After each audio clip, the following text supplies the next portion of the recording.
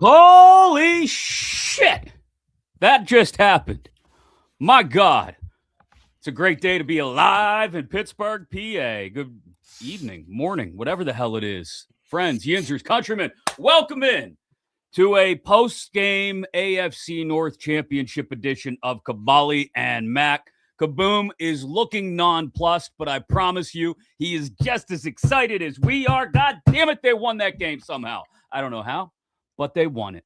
And the Pittsburgh Steelers, 26-24, are victorious over the Baltimore Ravens and our AFC North champions, Mark Kaboly. Crack an ice-cold iron, baby. Let's go. Oh, I'm going to go with the Aquafina. It's not very fina. Where's that made at? I don't know. I don't know. It's Chugged half an icy light. pure water, perfect taste. What the hell is this made Oh, at? my God. I have never had so many heart attacks in the last 3 minutes of a game as I did tonight. Yeah. Yeah. That instantly. I see TJ Watt smoking cigars. What was my comment coming in here? So I read a tweet just a moment ago that TJ said he had to get out of the locker room as quickly as possible because of all the cigar smoke. Probably not good for a guy recovering from lung surgery. It was bad. They were all having fun. It's allowed. You won't hear any post game comments coming from the locker room because the music was that loud the entire time. They were celebrating, and rightfully so. Yes. Speaking of the smoke, Zach Frazier says, I'm allergic to cigars. It's like, who's allergic to cigars? And then he went on to say he has asthma. So, yes. Oh, okay. Fair enough. Well, it was kind of thick. You had to go like this to get through some of that smoke. It's like being down at Beamer's back in the day. You know what I'm talking about? Don't pretend like you never been to Beamer's down in the port. I've never went there. I was there before it was a strip club. Old draft house in Belle Vernon back in the heyday. I've told that story before where you would just smell like smoke for the next 6 weeks. You can feel it in the back of your mouth for like a month and a half. And I was complaining about smoke at the casino earlier today. That's nothing compared to that. Nothing. But hey, that's kind of weird. It was not. It's delicious. It tastes like victory.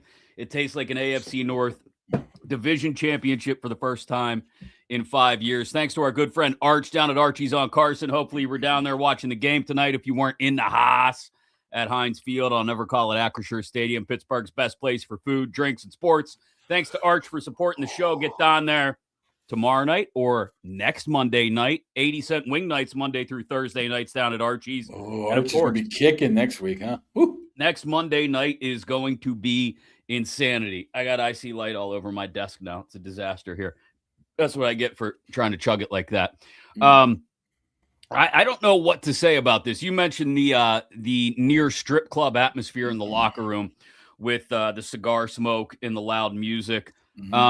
My initial reaction to this thing is that in a rivalry that is full of incredible moments, incredible games, this game instantly goes on the Mount Rushmore of Steelers-Ravens games. It's up there with the AFC Championship game in, 2008? Am I remembering that correctly?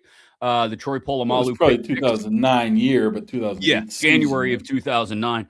The Troy Polamalu pick 6 against Joe Flacco.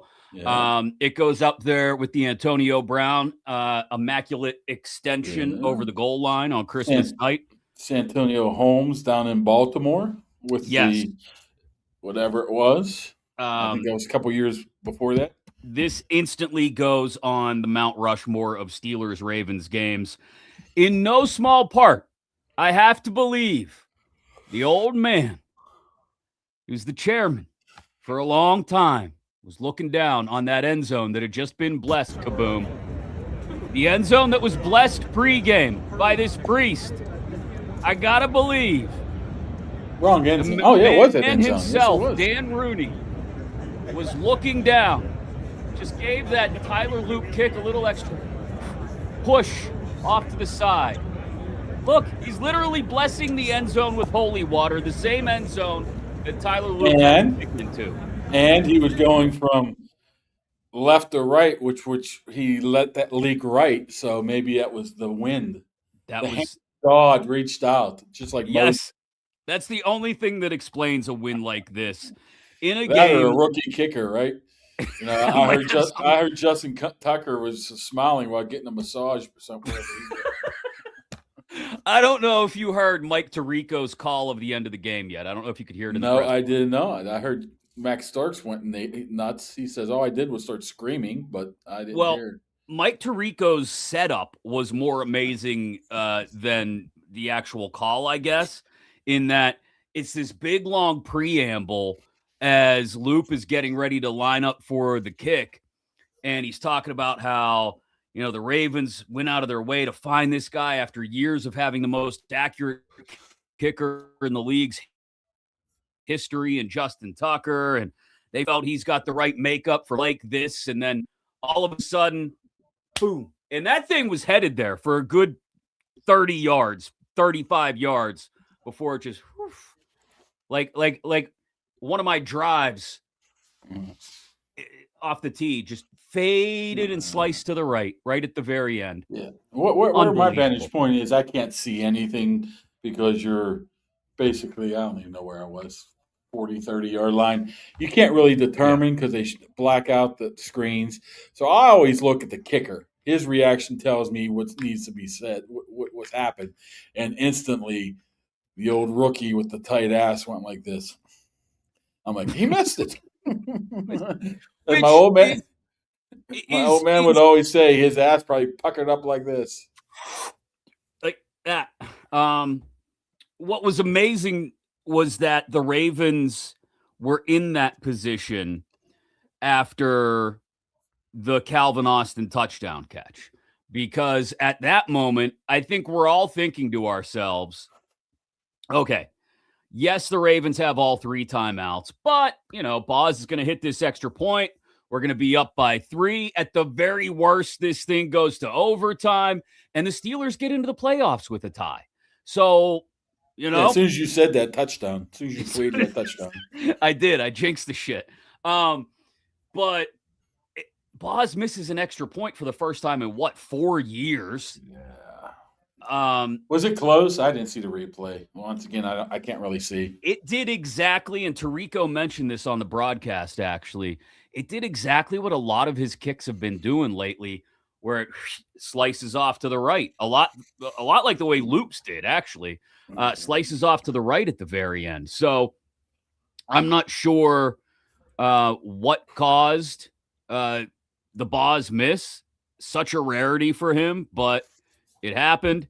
And he got bailed out by, like you said, a rookie kicker whose rear end puckered up about that tight Puckered up.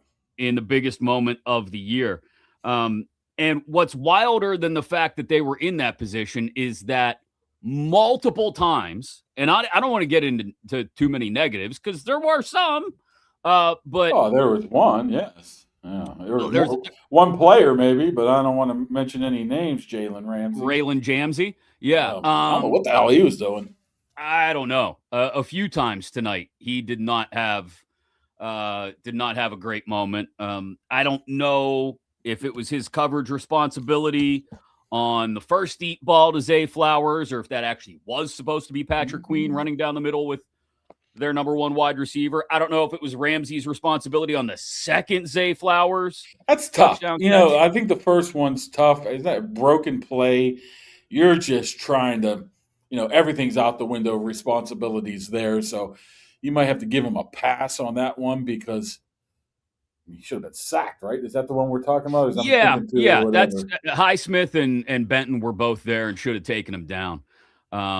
So I don't know. Maybe you can excuse that one, and that was the bigger problem on that play. But then to go back to the Isaiah Likely catch that set up the field goal attempt, Jalen Ramsey Jalen Ramsey is one of the most ball-aware players in the game, and he just completely misplayed the ball.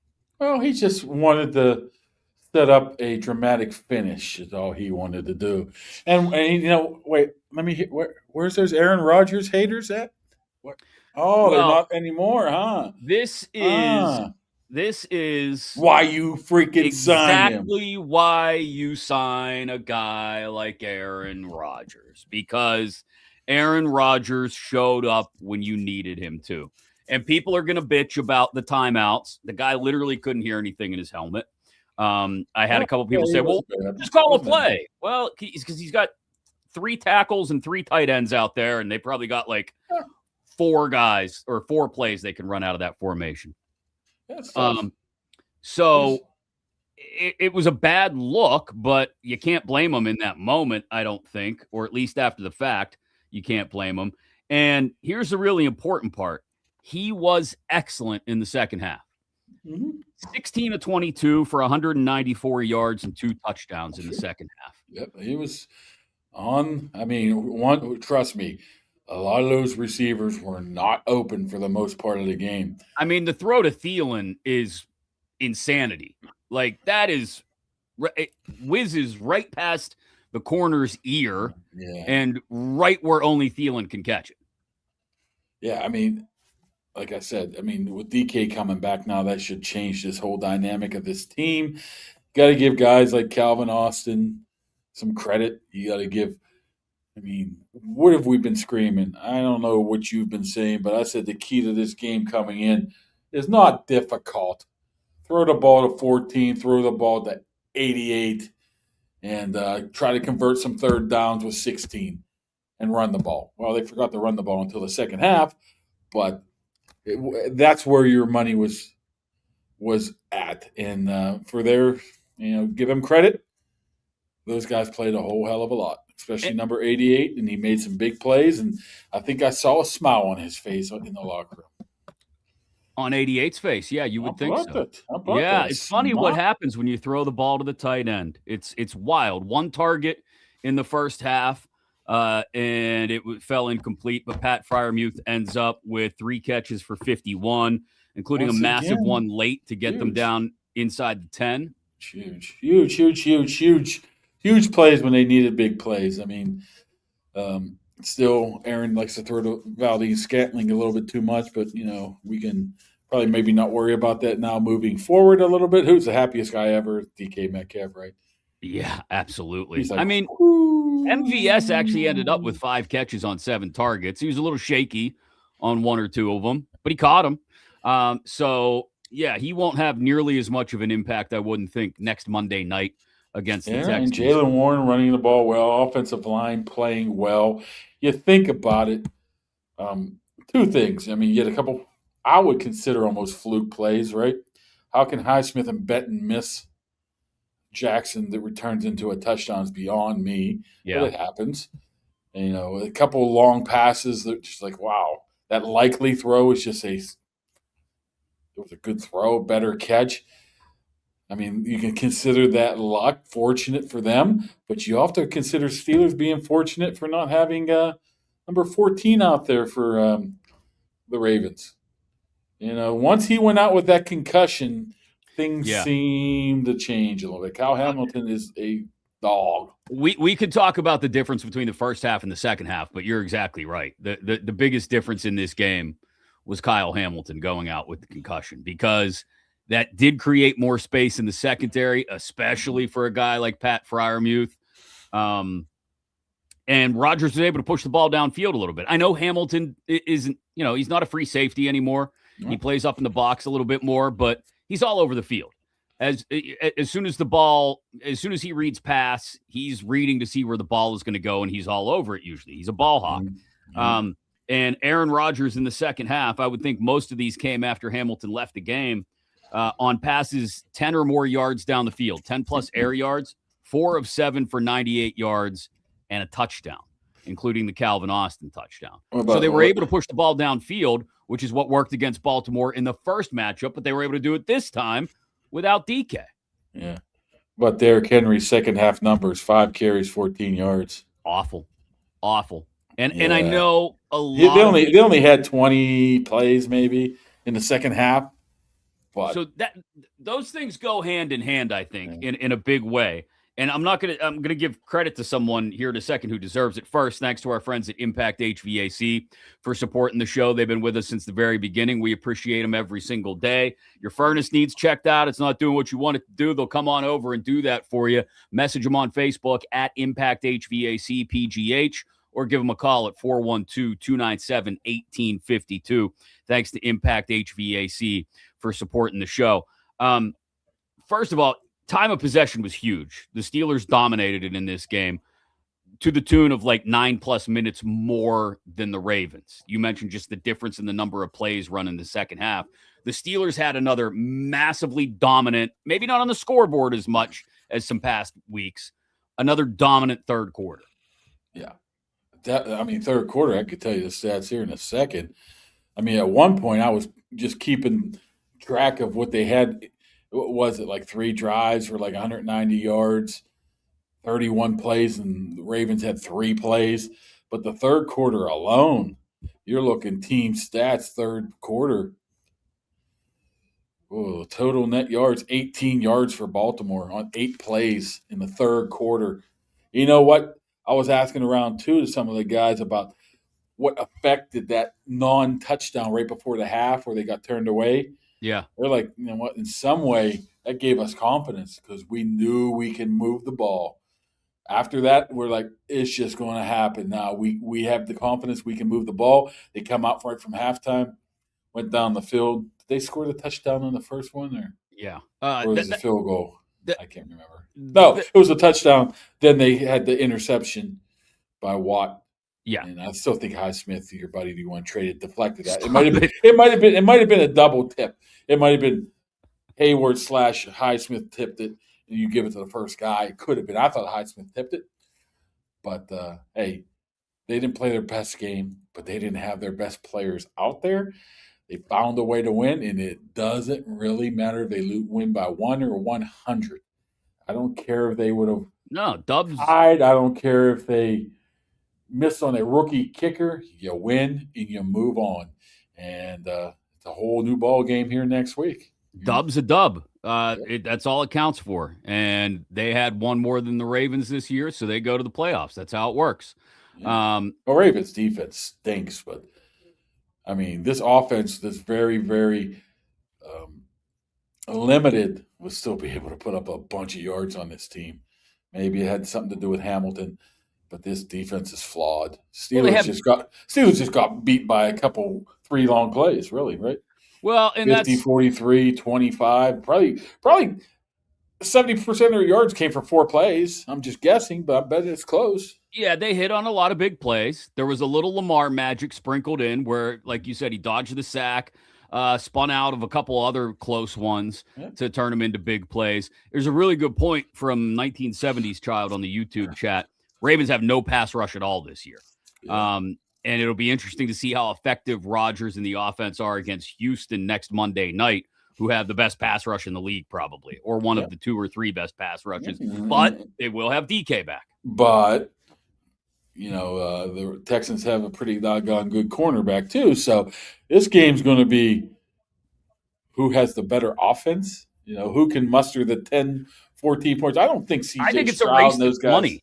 Yeah, if that, Yeah, I that's the way I look at next Monday night. We got a whole week to talk about that one. I wanted to go back to the difference between the first half and the second half because you mentioned Kyle Hamilton. Obviously, that's a big loss. You can't take that out of the equation.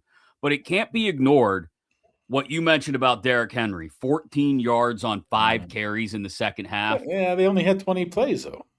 Right. But I think it's really important to note that Cam Hayward had an absolutely monster second half of this game. Before that, apparently pregame, he gave one for the Gipper pregame speeches that almost had everybody in tears. He went up and backed it up too. I got the feeling watching he and Tomlin embrace right immediately after the game, and Tomlin kind of held him close and said something to him. that this, I'm not going to predict this, but that this might be, hey, Cam's last ride. It might be. I mean, Connor was talking about afterwards. I said, "Wow, you give your brother some shit on that play at tush push where you hit him too far." He goes, "Yeah," and he was making fun of that. But then he also said that, you know, it really affected me, that this pregame speech, because I'm not going to say he retired, but he is getting older. I'm like, Hmm. Hmm. Hmm. Give it the old rock eyebrow.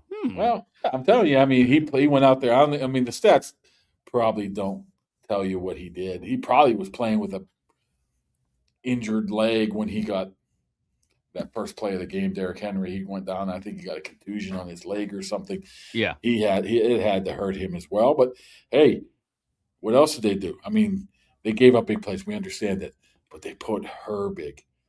Watt was limited a lot today, a lot. Yeah. And Highsmith on the field at the same time, which was huge. That's what led to the first sack of Jackson. That's what led to a ton of pressure tonight, and I think maybe some confusion as well. That was one of the biggest fundamental differences in this game. The Ravens had no pass rush. The Steelers had a quality pass rush. And look, Lamar Jackson is always good for a few plays a game where he breaks away from what looks like a sure sack. Somebody's got him in their grasp in the backfield, and he slips away and makes something happen. That's just the magic of Lamar Jackson. So it's going to happen 2-3 times every week with him. But I thought, wait. You wanted Tyler Huntley to play, so I did. Shut up. Wrong again. Wow, Highsmith and him now. Wow. Shut up about how you keep perpetuating this, and it's at the point now where like people are going to start walking up to me in the street, being like, "I heard you want to trade Highsmith, Jag," because you just make stuff up. I'm sure Justine, don't call him Justin, can find the clip of you saying that. Somebody can go back in the archives and search it up if they want to. And I'm sure it's not there because I never said to trade Alex Highsmith, you liar.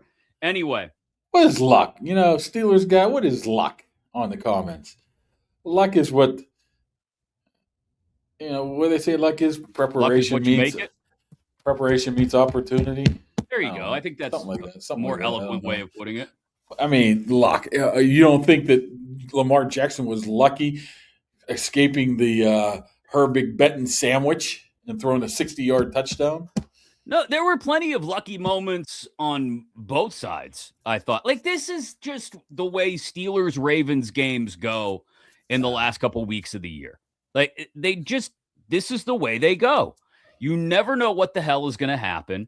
And just when you think you know how it's going to end, it goes the other way. Yeah. It doesn't even have to be late in the season. Look at the win back in Baltimore last month, November, whatever it was. Isaiah Likely catches a ball in the end zone, but he doesn't put a third foot down. It comes loose. I mean, you can call that luck if you want to. When two teams are as closely matched as these two teams constantly are, those little moments are going to make a difference. And I'm just wondering. I wonder if they had Metcalf, if this game would have been even that close. I don't know. I'm really curious to see how Metcalf affects things next Monday night, obviously. Like I said, we'll have a whole week to talk about that, but I worry that maybe they get too enamored with the idea of having DK Metcalf back and don't decide to run the ball. There were times tonight that I was literally the entire first half yelling at my television, just hand it to Warren. They get down to the goal line, and you mentioned, getting stopped on fourth down at the end of the second quarter. Just turn around and hand it off to the bowling ball covered in razor blades that is Jaylen Warren, and let him just power it up in there. At one play, he broke 5 tackles. He never 10 or 12 yards, 5 tackles. The man never goes down on first contact. Never. And yet they continue to get in these third and fourth and short situations. And they want my 12-year-old son watching the game looked at me and said, "Why did they pitch it 5 yards backwards to Kenny Gainwell? What are they doing?" When a 12-year-old recognizes it, for God's sake. I think it was the right concept, and they just didn't pull it off because the freaking 24 never, I think Fryermuth missed sort of a tackle on that Well, play. Pat I was out mean, there with two guys. He was yeah, being asked to block I two think dudes at the same time. 24 was supposed to be left free, so Kenny Gainwell could work his magic, but the guy Fryermuth missed, I think, might have helped him out, so he couldn't cut it back inside. Still, probably. I mean, at that point, that's where you need DK Metcalf, right? So. And there, well, yeah, that certainly would have helped. High point one to DK and let him come down with it. But this is a recurring theme now throughout this season of why don't you just lean into the run game when you see it gaining momentum? Like, and Because that's your frustrating. quarterback threw for 300 yards. No. I'm totally satisfied that Aaron Rodgers did exactly what you expect Aaron Rodgers to do in these situations. Do I like the fact that he had to throw the ball 47 times? No, I do not. But it worked because that's what Aaron Rodgers can do. You put the game in his hands and he can steal one for you. They had 25 more plays, Steelers. It's crazy how much, and that's time of possession is about 10 minutes more, 9 minutes more. Yeah. So look, they need to understand that in certain moments, like on that drive where they got down to the goal line at the end of the second quarter, what was it? It was handoff to Warren, handoff to Warren, handoff to Warren. I think 3 or 4 plays in a row. And then all of a sudden it's 4th and 1. Warren comes out, Kenny G comes in. Nothing against team MVP Kenny Gainwell, but it's 4th and 1. You got 2 options there. Hand it off to Warren and let him burrow up inside, or go back to the tush push again. You know, between Gainwell and Warren, they had 13 catches for about 100 yards. So, which I think you said early in the game, they had to do that because the Ravens had zero respect for the Steelers' wide receivers. And probably rightfully so. I mean, except the Calvin Austin play, but, you know, it would have been nice if somebody was within 15 yards of him, but well, the dude slipped. I forget who it was. Did he? He went. It was a great. I'll say this. It was a great route by Calvin Austin because it was a stop and go. And when he stopped, that corner came up to meet him and just lost his feet. Should have wore the screw-ins. Should have. It's his fault. I mean, the field's hard because it's freaking been 0 degrees for the past 3 weeks. Don't be complaining about this field. This is probably the best field it's ever been. It's probably fast track. This is freaking hard. This is better than it's looked for a lot of games in the past. So, yeah, I'll take this field. Thanks to our good friends at Higgins Professional Painting for supporting the show. They're getting in Kaboom's house doing some work. As soon as they're done over there with his expansive estate where they've got to paint all over the place, they'll be over to my place to do some work as well because they do it all. Interior, exterior, residential. They'll do commercial and industrial painting as well. They do the drywall repair beforehand. They do it all, and they do a fantastic job. You want to get a quote, an estimate today, they'll do it for free. They'll come on out, tell you exactly what they can do. Go to higginsprofessional.com or call them at 412-344-0480. So, what else have we not touched on? The tush push that didn't work in the first half from like 4th and 2. It worked. It worked for 1.5 yards. It worked for the touchdown. It did work for the touchdown. I mean, I like Tomlin's answer after the game of, well, we needed to replace a big body with a big body, so had to replace Darnell. We went with Cam. Yeah, Cam was a little early on the first one. Oh, since you don't get to hear the play-by-play in the press box, I guess you don't know. And I'm sorry to keep you up. You don't know what Tirico, or I guess it was Collinsworth, coined it. He coined it as the brotherly shove, just like the one in Philly, because you've got Cam shoving Connor up over the line. Normally, growing up would be the other way around. I'm sure Cam, I guess he's used to that. What am I talking about? Cam's probably shoving Connor all over the place all the time growing up. Probably. I think he was just fired up a little bit.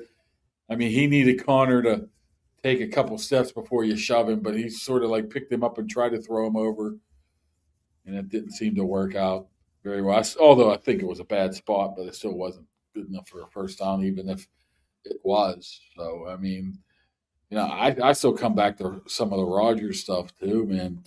How fired up he was when his helmet wasn't working. He's like, Mason comes out and gives him the freaking play card or whatever, and he just flings it and like, get the shit out of here. Then they gave him a new helmet. He's calling timeout, and he gets the helmet back. He's just fired up. I was talking to, who forget it was, Mason McCormick, because he got the ball back with 2.5 minutes, and Aaron looked at us and said, "They gave us too much time." He was right. And credit to Mason McCormick, by the way, for an awesome block on the Kenneth Gainwell touchdown run. I mean, he is a massive human, and he got out there quick and turned his guy just enough to the inside that Gainwell had the extra step, and all he needed was the extra step to get himself into the end zone. This offense, and I can't decide if it's only when Rodgers is in sort of not hurry up, but no huddle. This offense looks so much better when they're going with some kind of tempo. They just look like I don't know if they get in more of a flow. I don't know if they caught the Ravens in substitution patterns or what it was. But when Rodgers gets going in that rhythm, they're very hard to slow down. Yeah, just think if they had somebody to throw it to. Yeah, which they will next Monday night. If you have Metcalf, you have Austin, healthier Austin, you have Thielen and Miller doing that third down stuff, and all of a sudden you figure out who number 88 was and throw it to 14 and 30. All of a sudden you might have something cooking here. So it's going to be a little different next week, of course, because it's going to be different. But and again, I don't want to get too negative because they just won the division, and it's did they win it or did Baltimore lose it? Why you got to be like that? Well, because most people look at the last play and say, "Oh, we lost it." But you could look at it that way, but you could say the Steelers went down and put themselves in position to win it, and that field goal should have only been tied in the game, to be honest with you. So yeah, I'm fine with a 1-point win, 2-point win of them. They don't give a shit. No, they care. They got the hats and the T-shirts. They're going to play next weekend. Baltimore isn't. Doesn't matter. It doesn't matter how you won. You won. So I don't want to be too negative. I don't. But I need to see Arthur Smith come up with something that is able to highlight the talents of all of the skill position guys that he's got available to him. Do you remember a conversation we had way back in, God, I think it might have been after the Jets game in week 1. And we talked about how they got all these different guys involved, right? Warren had a touchdown. Austin had a touchdown. Jonnu had a touchdown. Everybody was touching the football at some point. And it's like we've gotten sort of tunneled into this lane where every week there's a focus on one or two guys. You're getting DK back next Monday, okay? You've got Metcalf. You've got this sort of complement of this group of secondary wide receivers, right? Austin, Thielen, MVS, Miller, all these guys. You've still got both Muth and Jonnu at tight end. You've got Gainwell and Warren. You got all these different weapons you can use. I want to see Arthur Smith actually go back to what he was doing early in the year. I don't know if you remember. It was the Jets game. I want to say it was the Patriots game as well, even though that ended up being a win because of a lot of New England turnovers, where he would pepper all kinds of different targets early in the game. And then in the second half, they would lean in on whichever guy was having the best day. And lately, it feels like we've gotten away from that, and it's just tunnel vision on one specific target or a couple of guys. And with DK back, it should be, hey, let's spend the first drive or two, obviously trying to move the ball and score, but let's figure out where their soft spots are and where we can make the most hay and where we can take advantage of things and then beat that into the ground. Well, didn't they do that against Detroit? I mean, these last two games, when you're very, very limited of what you're able to do, you're just trying to find anything to possibly work. So I wouldn't quite read that into an entire season's worth of failures here. No, but when the offense hasn't been good, It's felt like they've been too focused on one particular target or set of targets. When they have performed well, like you said, the Detroit game, it's because they've had a myriad of options available to them. I mean, they should have those options back. I mean, I thought Arthur was in a pretty much of a good. I mean, how much of it was Arthur and how much was Aaron? It was in pretty good rhythm there for about a quarter and a half in the second half. There, I thought he was really filling what they needed to do and was really calling it well. I mean, it doesn't make up for the first half, a couple 3-and-outs and looking bad. But I mean, you have to find. You don't know what's going to work. You don't know if MVS is going to do anything. You don't know what Thielen can do in a certain situation he's in. So it's almost a filling out period with this group of eligibles.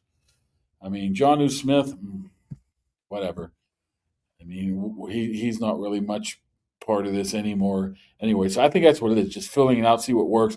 Now, yeah, he should go back to, hey, this is a game plan I want to do that's going to work against the Houston Texans rather than I'm going to have to potentially cover for this guy because he's not this good here and this guy's not this very good here.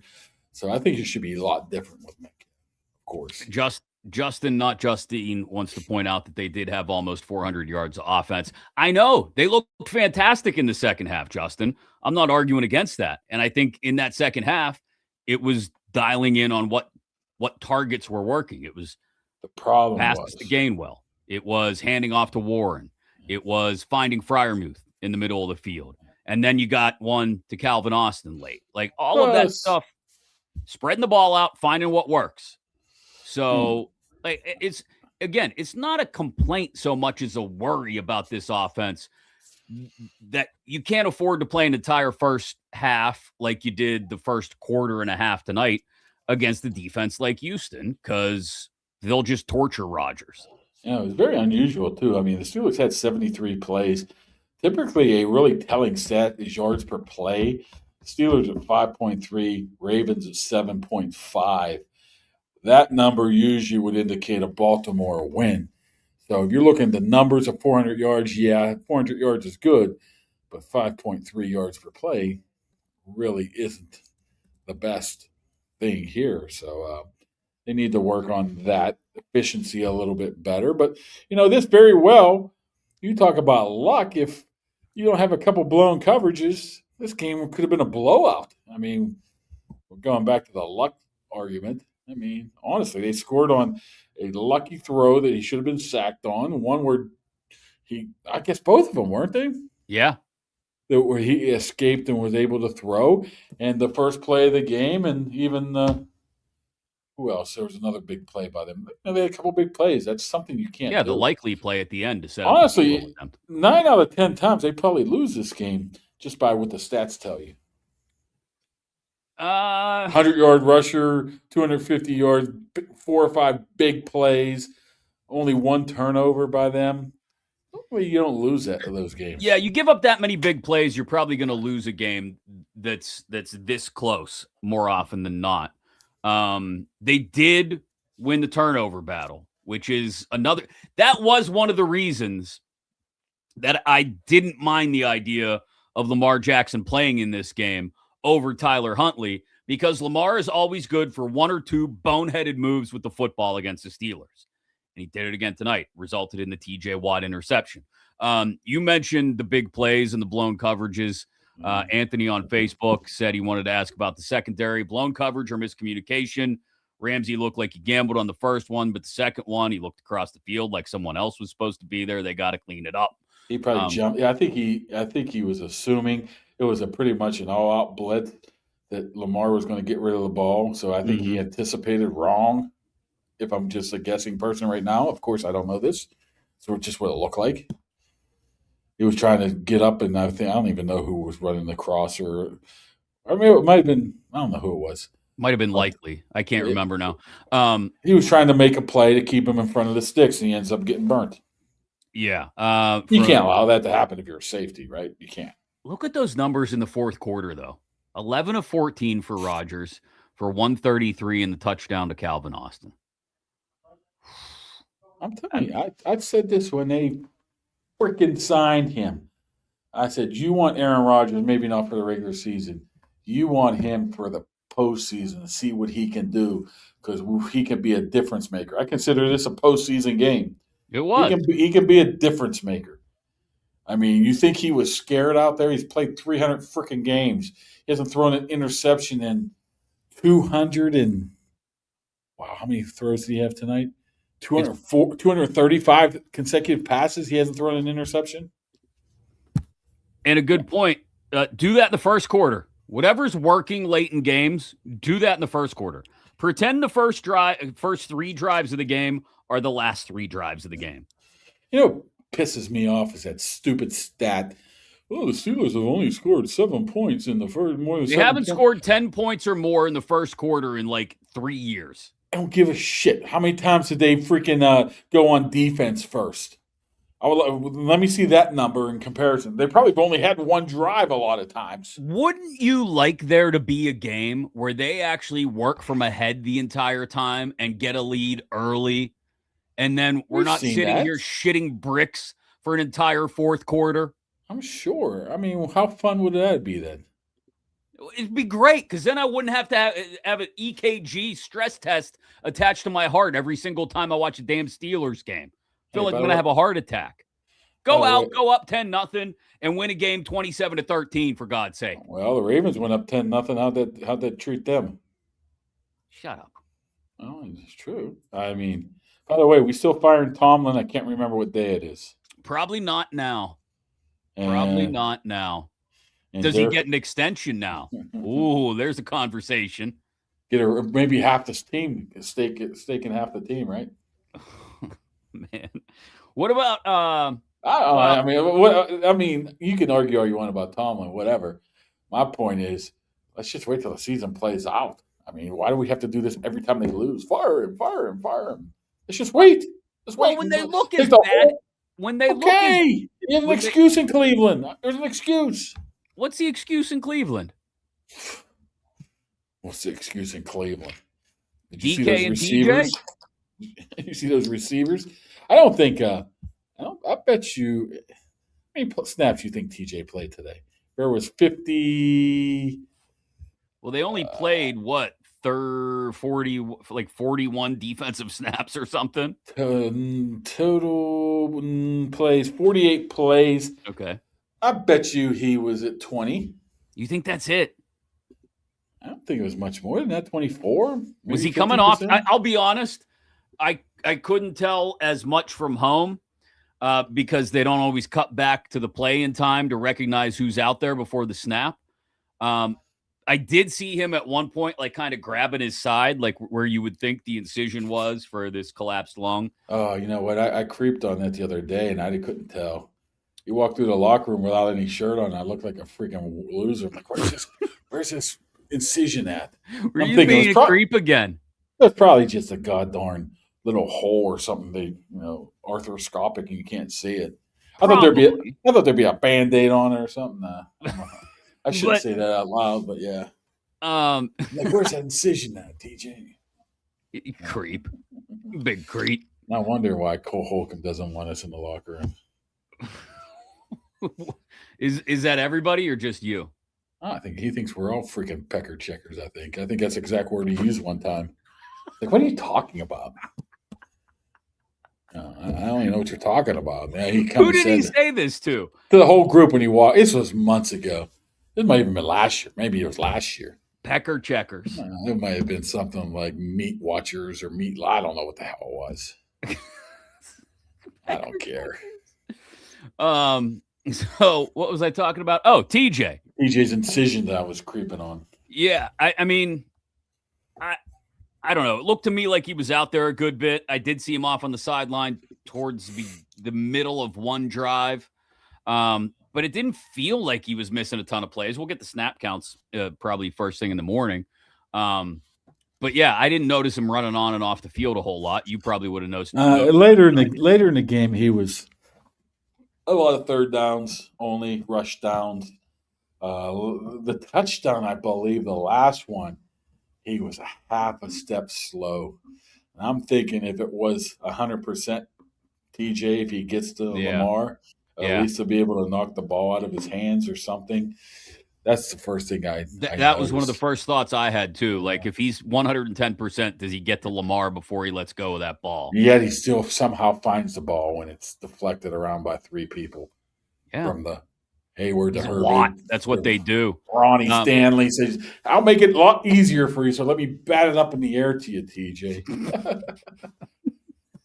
Oh, wait, hold on. Come on. This is what I do. See, on a night like this, when we're having a good time, and the Steelers just survived the Fire Ravens pony, I like that. in an AFC North championship game, we get this. If we lose the playoff game, nothing's different. Haven't done anything yet. Glad I was wrong about this game. But if we lose or get dog walk next week, it's just more of the same. Okay, Matt, guess what? I did a little research, and I've been saying this for a while now. Over the past 3 years, regular seasons, 5 teams have had back-to-back 10-win seasons. Can you name all 5 of them? No, even though I saw your tweet earlier today. So the Los Angeles Rams.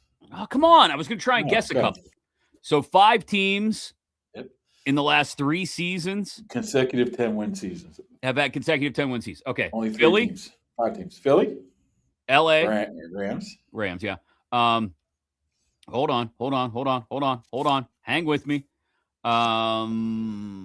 Philly, Rams, not the Packers, not the Lions, not the Bears.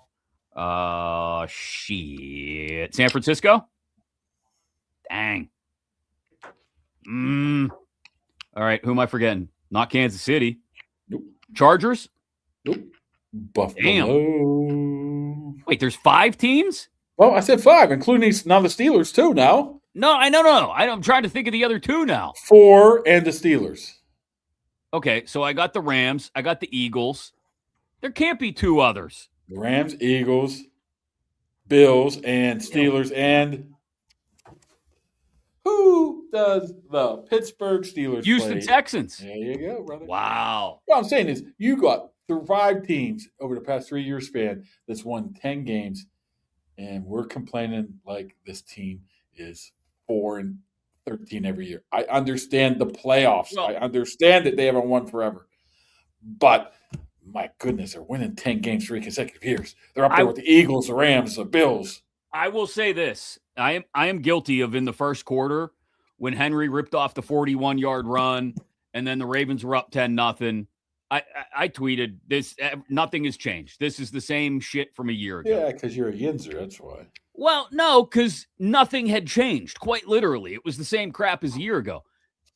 The script did get flipped in the second half, and they shut down Henry, and they had the quarterback necessary to go down the field and score a couple times in the fourth quarter and do what needed to be done to win. So, I'll own that I'm a Yinzer, and sometimes I react like a Yinzer. But there was reason to be frustrated after that first quarter of play. First play, I'm like, Jesus Christ. You know what they're going to do. You know what they're going to run, and you give up 41 yards on the first effing play? Yeah, that was bad. What the hell are you doing? They have to come out of the gate quicker against Houston next week. So we'll see how that goes. Like I said, we got a whole week to talk about that one because it's not until next Monday night. Thanks to our good friends at the Dan Heck team for supporting the show. They've been the best on board since the very beginning. They're here to help you make buying and selling a home in the Pittsburgh area a whole lot less stressful than it should be. Go check them out online, heckteamhomes.com, H-A-E-C-K, heckteamhomes.com. The Dan Heck team, all there, ready, willing, and able to help you buy or sell a home in the Pittsburgh area. And like I said, kaboom, we got a whole week to talk about the Texans. So we'll save some of that for later in the week. Oh, I just found some bad news. Steve Sheets died. Who's Steve? The guy that invented sheets. Oh, like these sheets? Like S-H-E-E-T-Z? Steve Sheets, business leader and philanthropist, dies. Oh. That's sad. You think we'll get free MTOs for a week? Something like that? Like in honor of Steve Sheets? That's probably not. That's probably more than 800 stores across 7 states. They're taking over. That was probably a selfish thought by me. Maybe getting a free Schmisket because poor Steve died. Yeah. Sorry. Steve Sheets. I never knew his name was Sheets. They're I gonna go have to Sheets. I go to Sheets way too much. Are The they gonna have a kids drive me nuts. funeral instead of a funeral? Maybe they'll have $7 candy bars that my kid picks out. Who's paying $7 for a candy? I saw Ray Fittipaldo at Sheets. He brings his kid down by my place to have baseball something. And he was in his Sheets, and I was BS with him. The kid's like, "Can I get a candy bar?" I'm like, "Yeah, whatever." I go and get it, and I'm talking to him, and it comes up at like $4.50. I'm like, "What the hell?" Why is Ray bringing his kid all the way out to our neck of the woods for baseball? That's what I'm telling you. It's right across from the Sheets on Curry Hollow, I guess. Ray lives out in practically West Virginia. I hear you, but apparently this what the hell's he doing? He does it like 3 or 4 times a week and just sits in Sheets. He just sits at Sheets and waits for the lesson to be over. I told him go up to Duncan. I said go down to Seriously? Panera. It's like a couple hours too. It's not like it's like a couple times a week for a couple hours. But I digress. Look to Applebee's, get something to eat. God, I mean, I guess it's the same quality as Sheets, and Sheets is probably $1 or $2 cheaper. Don't Crapplebee's. Crap. Come on, they could be a future sponsor. You don't know. Not anymore. No, you just ruined it. All right, that's going to do it for tonight. Kaboom's got a story to write, and it's already after 1 a.m. So he's going to go do that. I'm going to go get a couple hours of sleep. We'll be back later in the week, probably Wednesday, to start prepping you for Steelers Texans on Monday night next week.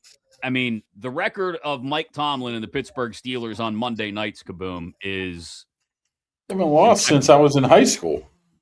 Right. So maybe not even high school. I might have been in junior high. This will be the first Steelers playoff game on a Monday night, though, won't it? I think they played Buffalo one year on a Monday night. Really? Yeah. I'm going to go back and check that. I think you're wrong. But either way, at home on a Monday night in the playoffs, here we go.